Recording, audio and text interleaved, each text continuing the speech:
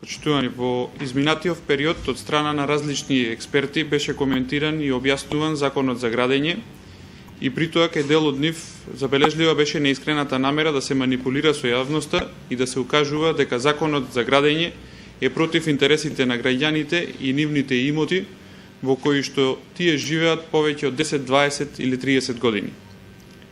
Ако добро се прочитаат законските одредби, ќе се види дека тие воопшто не ги засегаат споменатите категории на граѓани, ниту пак сопственоста на нивните имоти.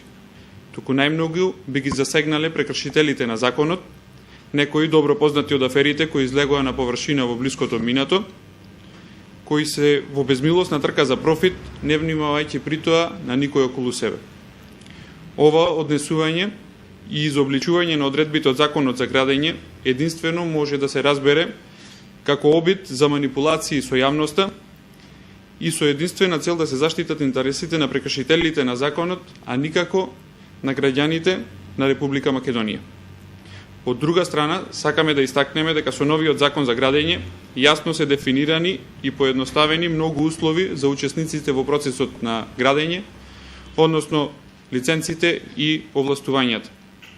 Исто така зголемен е степенот на заштита на граѓаните кои што сакаат да купат нов стан, со цел да се избегне продавање на еден стан на повеќе лица.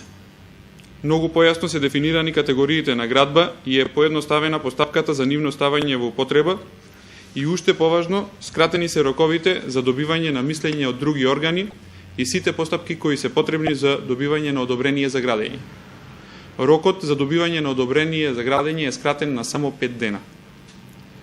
Да подсетиме дека законот за градење е еден од оние закони кои пред донесувањето поминуваја голем број јавни и стручни расправи во кои беше вклучена целата јавност, вклучувајќи тука граѓани, предпријатија, единици на локална самоуправа, професори, правници и други заинтересирани страни. Сакам да истакнам дека во иднина продолжуваме да работиме со несмален интензитет во областа на градежништвото и урбанизмот, а со досегашната работа покажавме дека е можен развој во споставување ред во овие области.